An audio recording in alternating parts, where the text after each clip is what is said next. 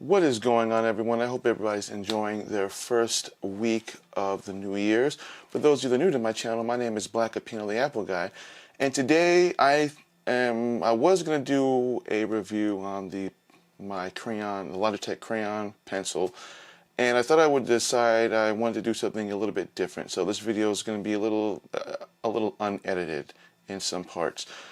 So basically what I'm going to do today is I'm going to be talking about, because a lot of people have asked me this, about being a YouTuber in 2020 and how I edit my videos in terms of what I have, what I use, what's a good thing to use, what's not a good thing to use. And I thought I would just kind of go over my personal, what I use for my video editing and what how I implement it, and basically just, what I do.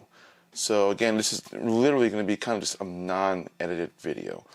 I just figured it'd be easier that way. That way you won't get it kind of misconstrued, or just, get all these words out of the way, basically. So I'm going to tell you a little bit about myself and when I started doing YouTube and where I'm at now. So I started YouTube back in 2006. So I've been doing YouTube for quite a while. I mean, literally, after YouTube was created is actually when I actually signed up for YouTube in 2006. But I actually didn't post my first video until 2009. And that was the very first video that I posted, which was on jailbreaking iPhones. At the time, actually you still can, but at the time it was kind of a very unknown thing with iPhones, what you could do with the capabilities of an iPhone when you jailbroke it. It allows you to do a whole bunch of other things. And so when I saw a lot of people making videos on it, at the time I was still at the height of my nerdness, if you want to call it height of nerdness. It was something that I thought was kind of cool, so I thought I would kind of jump on that because it looked like it was something pretty cool. It was something I knew how to do, and so I thought I would share it with a lot of people. And that was the first video that I ever made, that had something like 42K views on it. And I was, at the time, I didn't really know much about YouTube, other than it was just, a social platform that you could just load up, corny videos, or just videos that you thought that were interesting that people might want to take a look at. And so I've kind of been doing it ever since 2009. So obviously people who have been doing YouTube a lot earlier or a lot sooner than me, obviously their the subscriber base is much higher than mine. And I've only been doing it off and on since 2009 up until recently 2017, when I started becoming more influenced by what I saw on YouTube and saw a lot of consistencies in what other people were posting. And I wanted to share my knowledge with the people out there as well. And so I didn't really start becoming more consistent until about 2017. At the same time, I learned about VidCon, which, for those of you who don't know what VidCon is, it happens every June, or it used to happen every June. I believe when I went last year in 2019, they started in July. But basically, that's when I found out about VidCon, which is basically just a giant convention for social media platform influencers, people who want to grow in YouTube, who want to make it a business. And there's a lot of classes and stuff that you can kind of go into and kind of learn how to make videos off your phone, how to do better audio, how to pretty much improve every aspect of your YouTube channel, even if you've never started a YouTube channel, kind of understanding how it works in that sense. And so that was my first time ever going to California, as I had never been there before. Previously, I was a kid. When I was a baby, I lived there. Otherwise, that was the first time I actually have ever been to a convention on something like that. And I've actually been going ever since 2017 when I first heard about it. I went back in 2018. I went last year. I won't be going this year. I'm taking a break from it, but I am going in 2021 next year. So for those of you who have not been to VidCon, I would suggest at least understanding the notion of what it is and what it does. And I would definitely try taking a chance on going there. I met a lot of different social media broadcasters from other platforms aside from just YouTube from VidCon. I actually met Andre the Black Nerd. I actually got a photo with him. I met Daily Jazzy. I met iJustine at VidCon, which was kind of cool because she's one of the huge influencers that I follow, and she's one of the reasons why I still continue to do YouTube, because I love her content, and I love a lot of other content creators out there as well, and that's what's keeping me going when it comes to doing YouTube. So I didn't really start growing big until after 2017, when I went from a subscription base of 35 to my current subscription base, which is about 280. So actually from 2017 to 2018, it grew to about 100 or so plus, and then from 2017 or from 2018 to 2019, I averaged about 88 more subscribers up until my current subscriber base, which is 280. So I'm looking to reach about 3 or maybe 500 by the middle of summer, which is where I'm placing my goal at. My channel has already gotten over 126K views, which to me is a lot, even though there are obviously there's people who've been doing this a lot earlier than me or sooner than I have, and they've gotten better traction at it. And again, I'm not making this a race to see how many subscribers and how many videos I can throw out there just to beat everybody else. That's not really what my goal is. My goal is to kind of educate and kind of teach people about what you can and can't do, what's the best things for you. Just kind of give my advice on what you can and can't, what's the best thing that you can do for YouTube, the best gear in a certain price budget. Because, you know, let's face it, when it comes down to it, obviously when it comes to buying the best camera gear and audio and all that, there's a point to when you first start, you're going to be stuck at a budget limit. And it's not going to be just for like a couple of weeks or a couple of months, where you could be stuck at that for a couple of years. Like, I didn't get my first camera, this camera, until last year, I believe. Was that or 2018? I believe one of the two.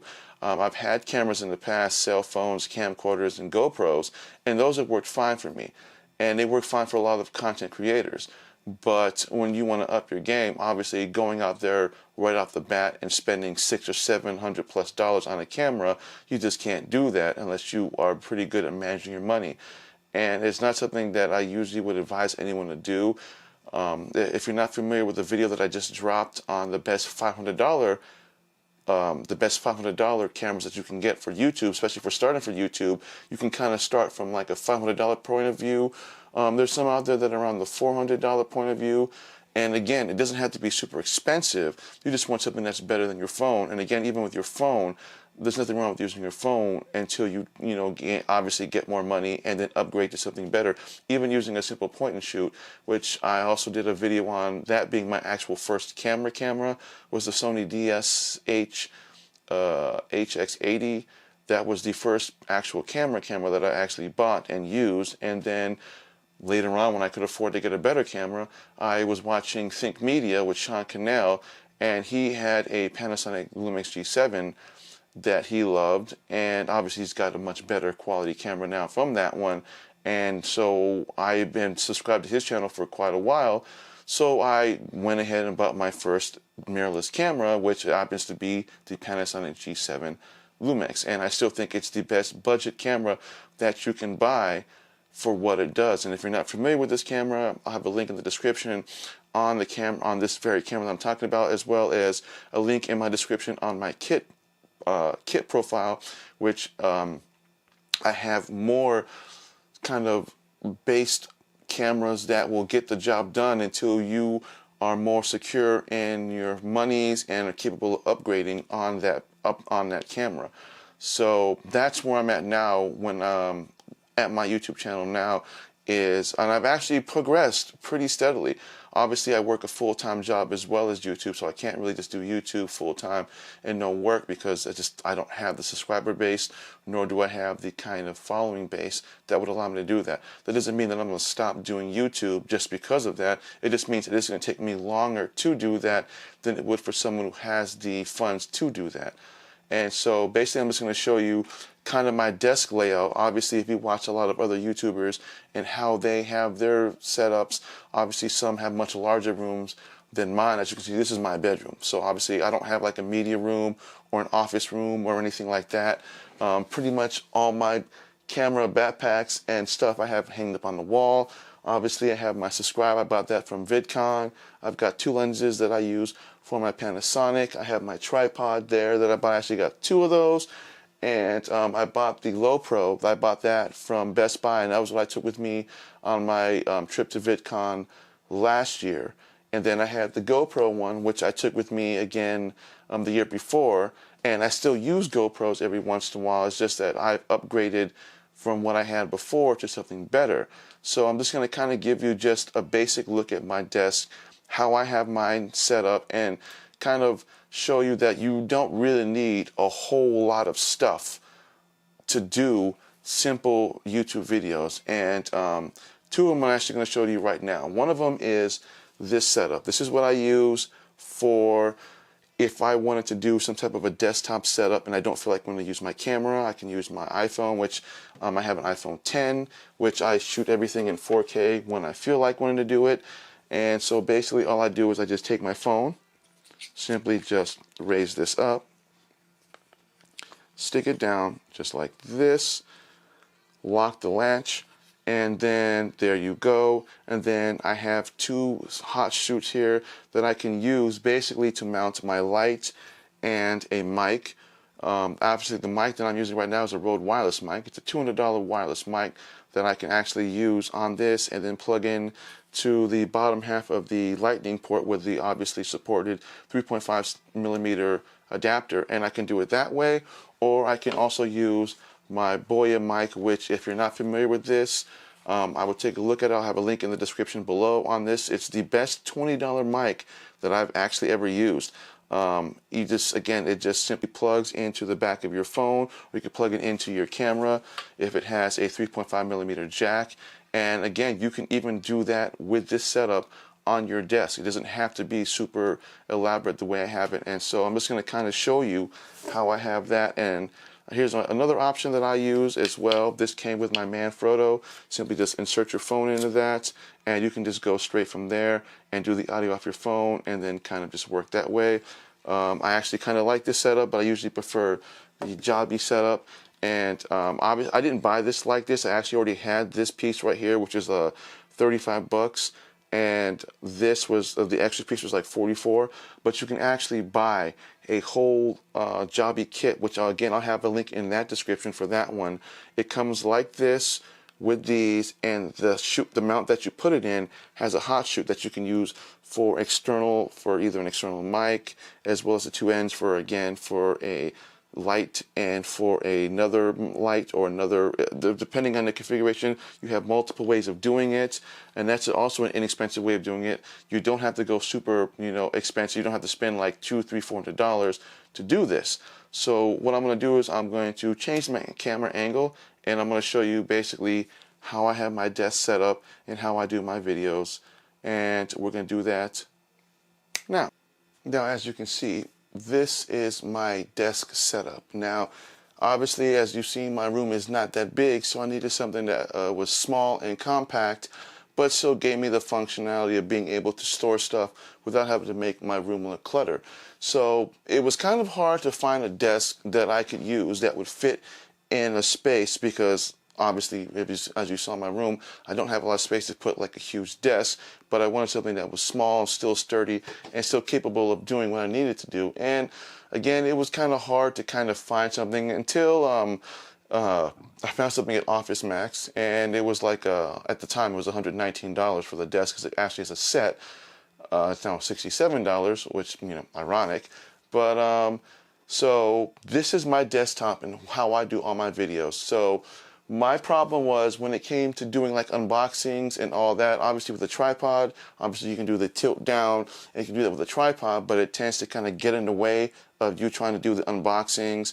And I didn't really want to make too much of a big issue out of it. It just kind of became just really annoying doing it that way. So I needed to find a solution that I could use on top of using the desk without having to get everything in the way.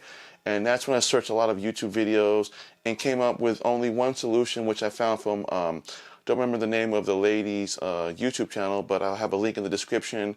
I'm going to actually have a lot of links in the description in my video on where you can find most of these. It's a Blue Compass. Now this is designed for mics and for boom mics and microphones for people who want to do podcastings and all that.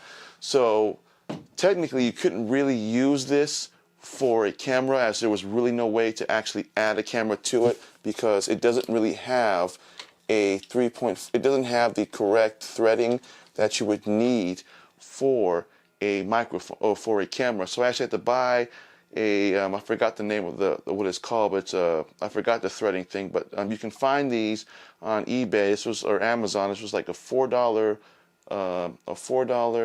piece of metal threading that I actually can use a base on, that I simply just thread on, just like this, and then it has a dial, so I can literally change the way the camera is mounted on this. If I want a top-down view, I simply just mount it with the top-down view down, and then that's how I do my unboxings. It makes it so much easier. And the fact that I can position this in any way that I want to make it easier for me to do any type of videos that I want to, whether I want to sit down and do it or do it from an angle. It just makes it that much more easier for me to do that. And that was a $100 solution that I found for that, as opposed to me buying like multiple tripods that might have that option, but they're all well over close to $200, which is something I didn't want to do. So this is the computer that I do my editing on. This is a 2017 4K iMac. This is their top end. It's an 8 gig Fusion drive, 1 terabyte with 8 gigs of RAM, which I'm actually going to upgrade to 16 because I'm finding 8 is a little bit more troublesome when it comes to doing any type of editing. And I use, I bought this piece right here off of Amazon as well. This didn't come with the desk. Actually, the desk was a 2-piece set. It came with this and another kind of nightstand-ish desk, a 3-drawer desk set that I use for my cords and everything else. I ordered this off of Amazon because I can stand my iMac on it, as well as having 2 different shelves. So I house all my hard drives here, my mics there, my Logitech pencil right here. I have a docks that I keep under here, and the cool thing is that it has a little iPhone holder that I can actually plug in my phone in on the bottom, and I can keep it like that. I can look at my notifications and all that, as well as I also have my iPhone charger if I ever want to lay it down. So I can also use this to kind of store my keyboards when I'm doing a top-down version of my open boxes. I just simply slide it up under there, and that's pretty much how that works. Then I got my iPad here, and then I have actually my HomePod sitting on the other side of my iMac, so I'm listening to music. It's just all easy access right there. And then I keep my Surface Go right here, which is the only PC I've actually owned since I switched to Mac back in 2008. And then I have my Echo Show, which again doesn't really get in the way of anything, and I can still see it from where I sit. So this is pretty much how I use my desk setup in a room that's small. You don't, like I said, it's a small room, but I maximize the space by being able to use everything I need right here.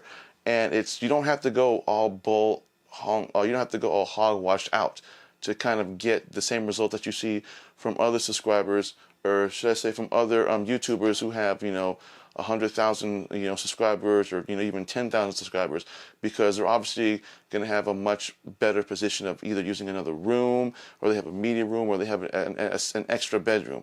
But as for me, this is all the space that I have, so I have to think in a way that makes it easy for me, but at the same time kind of make it more creative, so that it doesn't look like there's too much stuff kind of getting in the way of me doing my videos. And this is how I do my video editing.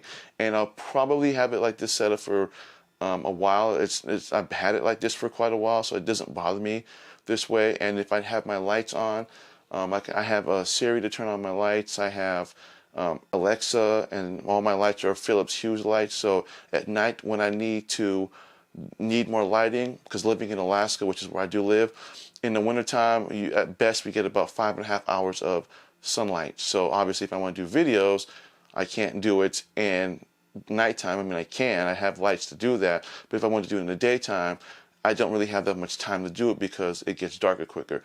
But as it gets closer and closer to March, then daylight savings, then it's much easier for me to do that. But again, this is how I do my editing. Now, I don't know if you've seen any of my previous videos. I had another one that I did of a desk setup. That desk no longer really a carry anymore. And obviously I need to scale down because it was just too hard to kind of put the desk in a certain area and do this at the same time. So that's why I bought this desk. It's functional and it works for me. So, and again, like I said, I'm not really going to be editing this in any way. This is how you see this video and how I'm doing it. Just how I want to do it for this video. Obviously, when I do other videos, I do like to do some editing, but as it sits for this, yeah, this is pretty much how I like to do.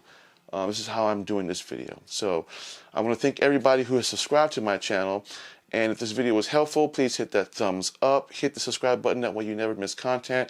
And I do drop content every Thursday. And again, I just want everybody who has subscribed to my channel, I want to thank you all for sticking with me. And again, I will be doing a giveaway once I reach 500 subscribers. Again, whether that's in the summer or by the end of the year. I really want to give back to you guys who have been sticking with me and have been sticking with me. So I want to thank you all for watching and have a great year. And if you're starting a YouTube channel, don't hesitate. If you hesitate, that means you don't want to do a YouTube channel. If you think you want to do a YouTube channel, go for it. The worst that can happen is that you fail, but you can learn from your failures and keep going. Like I said, I've been doing this since 2006. I didn't do my first video upload until 2009. So I'm an OG YouTuber, and obviously, yeah, from the stats, if you look at my stats, where I'm at now versus where someone who started, like, say, 3 or 4 years ago, they are at a much higher. That's fine. Not everyone's going to start at the same level. So I may break out next year, I may break out at the end of this year or in the summer, but I will eventually break out. I'm not in a rush. I'm just going to keep putting out my content. That way, you know, I can show people, hey, this is what I have to offer. If you love my channel, please subscribe. So I want to thank again everybody for watching my channel. Thanks for watching this video. And if this is useful, just hit that thumbs up, hit the subscribe button. That way, again, you'll never miss content when I drop it.